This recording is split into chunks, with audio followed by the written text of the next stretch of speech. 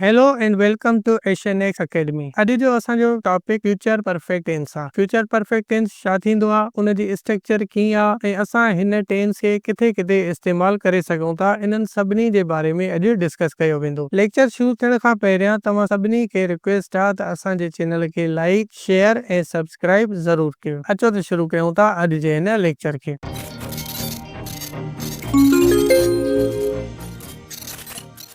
सब खां पहिरियां हिन टेंस जी डेफिनेशन खे ॾिसूं था। हाणे डेफिनेशन में आहे the future perfect tense tells about an action that will be finished before a certain time in the future. ऐं ॿी हिन जी पॉइंट आहे think of it as done before future time. हाणे हिन समूरी डेफिनेशन खे जेकॾहिं असां आसान लफ़्ज़नि में डिफाइन करणु चाहियूं त फ्यूचर परफेक्ट टेंस असांखे ॿुधाईंदो आहे त कोई बि एक्शन शुरू थींदो फ्यूचर में ई कुझु टाइम जारी रही करे ऐं फ्यूचर में ई उहो कंप्लीट थींदो। हाणे इहो इन डेफिनेशन जो हिकिड़ो एस्पेक्ट आहे, पर जेकॾहिं असां इन जे एग्जांपल खे ॾिसूं, फॉर एग्जांपल असां ॿियो एग्जांपल जेको इन जो लिखियलु आहे, she will have reached the station before we get there, यानी कि असांजे पहुचण खां पहिरियां हूअ स्टेशन ते पहुची चुकी हूंदी। फ्यूचर परफेक्ट टेंस असांखे ॿुधाईंदो आहे फ्यूचर में अहिड़ो एक्शन जेको शुरू थींदो, कुझु टाइम जारी रही करे ख़तम थींदो ॿिए एक्शन जे पहिरियां। यानी कि असां हिन सेंटेंस खे जेकॾहिं एनालाइज़ कयूं त हाणे हिन में ॿ एक्शन्स आहिनि, हिकिड़ो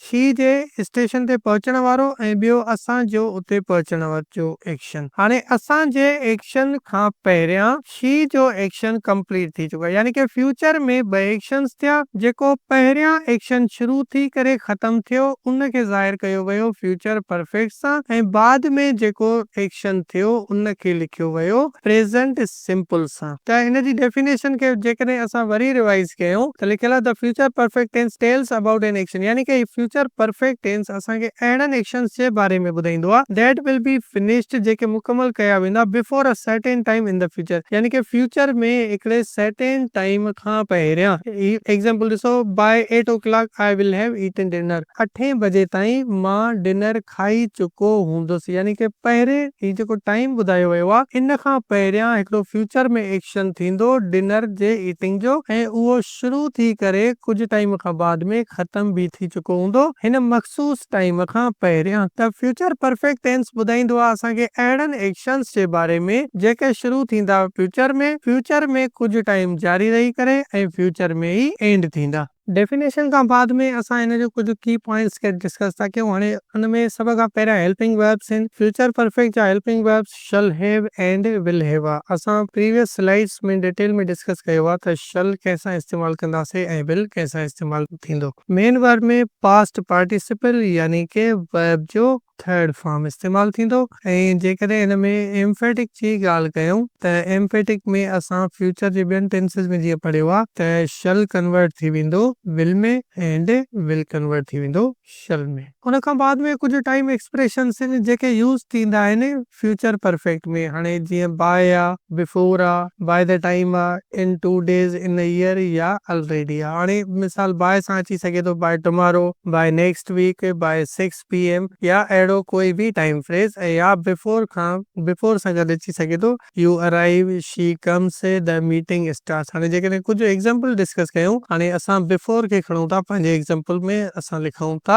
आई will have eaten meal before you arrive, मतलब तव्हांजे पहुचण खां पहिरीं मां मानी खाई चुको हूंदुसि। मतलब फ्यूचर में ॿ एक्शन्स थिया, जेको पहिरियां एक्शन थियो आहे उहो शुरू थी करे कंप्लीट थी चुको आहे ॿिए एक्शन जे शुरू थियण खां पहिरियां। त ही जेके बि टाइम एक्सप्रेशंस आहिनि ही फ्यूचर परफेक्ट में कुझु इन तरीक़े सां यूज़ थी सघनि था। फ्यूचर परफेक्ट टेंस जी स्ट्रक्चर खे ॾिसूं था। हाणे स्ट्रक्चर में सभ खां पहिरियां अफर्मेटिव सेंटेंसेस आहिनि, हुन में सब्जेक्ट अची वियो, ऑक्सिलरी वर्ब यानी कि हेल्पिंग वर्ब्स विल हैव या शल हैव असां इस्तेमालु कंदासीं अकॉर्डिंग टू द सब्जेक्ट। हुन खां बाद में मेन वर्ब, हुन में पास्ट पार्टिसिपल लिखियल आहे यानी कि वर्ब जो थर्ड फॉर्म असां ऑलरेडी डिस्कस करे चुका आहियूं, ऐं हुन खां बाद में ऑब्जेक्ट आहे। हाणे ऑब्जेक्ट जे बजाय कॉम्प्लीमेंट या एडवर्ब वगैरह कोई भी अची सके तो depending on the sense of the sentence. Example लिखियल आहे, she will have finished her homework by 8 PM, माने 8 बजे ताईं उहा पंहिंजो होमवर्क फिनिश करे चुकी हूंदी। माना हिकु फिक्स टाइम खां पहिरियां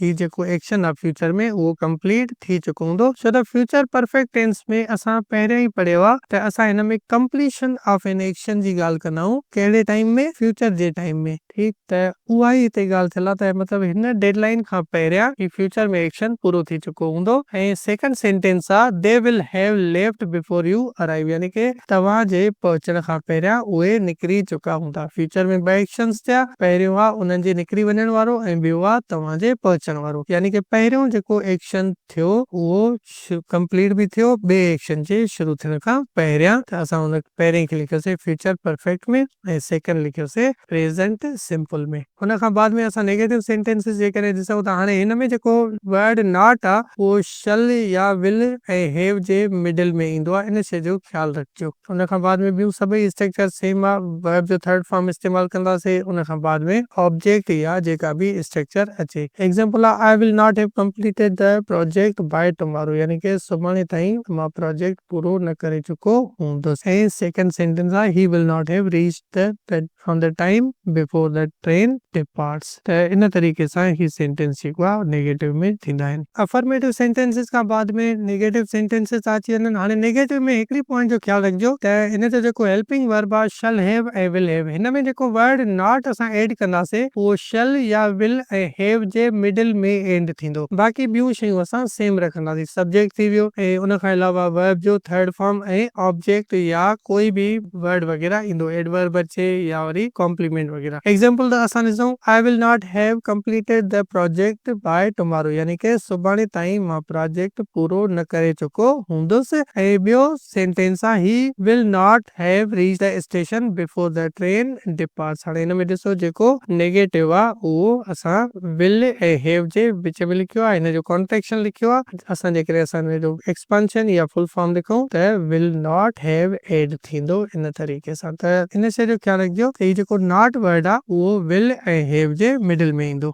अफर्मेटिव नेगेटिव खां बाद में असांजा इंटरोगेटिव सेंटेंसेस थी था। हाणे इंटरोगेटिव में हेल्पिंग वर्ब पहिरियां ईंदो। हाणे हिन जा जेके हेल्पिंग वर्ब आहिनि असां जीअं ऑलरेडी डिस्कस कयोसीं त शल हैव एंड विल हैव आहे। हाणे जेकॾहिं हिन जे विल हैव खे असां पिक कयूं त हाणे हिन जो जेको हेल्पिंग वर्ब आहे उहो ॿिनि वर्ड्स ते मुश्तमिल आहे। इंग्लिश ग्रामर में हिकिड़ो रूल आहे त जॾहिं बि कोई हेल्पिंग वर्ब ॿ या ॿिनि खां वधीक वर्ड्स ते मुश्तमिल हुजे त उनखे जेको आहे इंटरोगेटिव असां बणायूं त उन ॿिनि वर्ड या टिनि वर्डनि मां सिर्फ़ु हिकिड़ो वर्ड सब्जेक्ट जे अॻियां ईंदो। हाणे उहो कहिड़ो वर्ड ईंदो? उहो वर्ड जेको ईंदो उनखे प्रिंसिपल वर्ड चवंदा आहियूं या ॿियनि लफ़्ज़नि में असां उनखे मेन वर्ड चवंदा आहियूं। मतिलबु जेको एक्चुअल में कंहिं बि जुमिले खे इंटरोगेटिव बणाए। त हाणे विल हैव में जेको विल वर्ड आहे या शल हैव में जेको शल वर्ड आहे इहो हिन सेंटेंस खे एक्चुअली में इंटरोगेटिव बणाए थो। त असां सिर्फ़ु इन वर्ड खे आॾो आणींदासीं सब्जेक्ट जे। एग्जांपल ॾिसो, will you have submitted the report by next week. ऐं ॿियो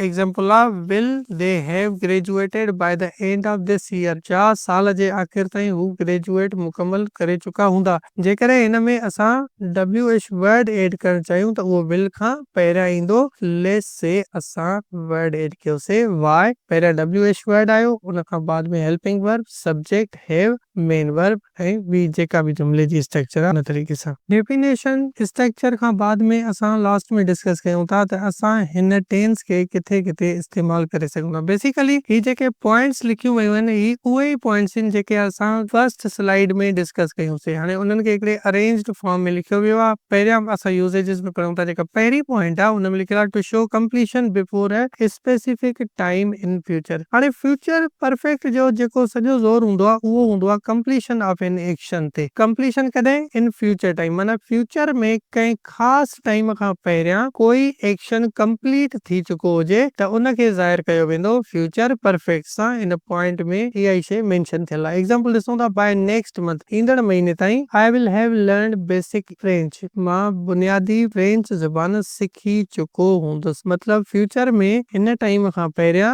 मां जेको लर्निंग वारो एक्शन आहे उहो मुंहिंजो पूरो थी चुको हूंदो। या ॿियो सेंटेंस आ she will have cooked dinner by 9 PM यानी कि 9 बजे ताईं हूअ डिनर तैयार करे चुकी हूंदी या पचाए चुकी हूंदी, यानी कि फ्यूचर में इन स्पेसिफिक टाइम खां पहिरियां ही जेको एक्शन आ उहो फ्यूचर में ऑलरेडी कंप्लीट थी चुको आहे। हिन जी जेका सेकंड पॉइंट आहे उन में लिखियल आहे to show one future action completed before another future action. हाणे हीअ बि उहा ई पॉइंट आहे जंहिंखे असां शुरू में डिस्कस कयोसीं, यानी कि फ्यूचर में ॿ एक्शन्स थिया। हिकिड़ो एक्शन शुरू थियण खां बाद में कुछ टाइम हलियो ऐं पूरो थियो, ॿिए एक्शन जे शुरू थियण खां पहिरियां, यानी कि फ्यूचर में जॾहिं ॿ एक्शन्स थियनि, हिकिड़ो एक्शन शुरू थी करे कंप्लीट थियो हुजे ॿिए एक्शन खां पहिरियां, त उनखे बि असां पहिरियां वारे एक्शन खे फ्यूचर परफेक्ट सां ज़ाहिर कंदासीं। For example, he will have left the office before you reach there, यानी कि तव्हां जे पहुचण खां पहिरीं हू ऑफिस छॾे चुको हूंदो या हू ऑफिस मां निकिरी चुको हूंदो। ॿ एक्शन्स थिया आहिनि, ॿ ई फ्यूचर में थिया आहिनि, पर पहिरियां एक्शन कहिड़ो थियो आहे, ही जे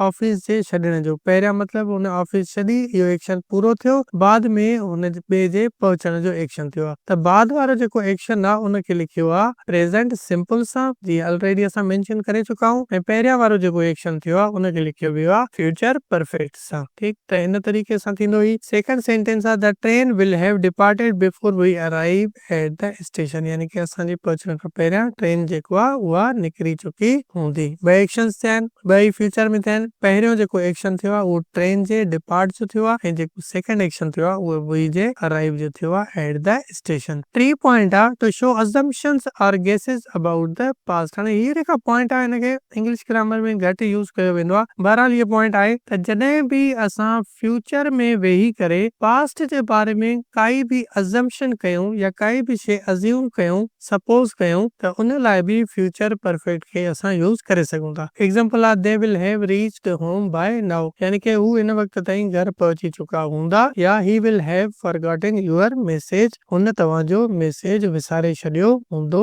या विसारे चुको हूंदो। ही हुयो अॼु जो लेक्चर जंहिंमें असां फ्यूचर परफेक्ट टेंस ऐं हुन जे यूज़ेस खे डिस्कस कयोसीं। ईंदड़ लेक्चर में असां प्रेज़ेंट परफेक्ट कंटीन्यूअस ऐं हुन जे यूज़ेस खे डिस्कस कंदासीं। तव्हां पंहिंजो फीडबैक ज़रूर ॾींदा। Thank you for watching. अल्लाह हाफ़िज़।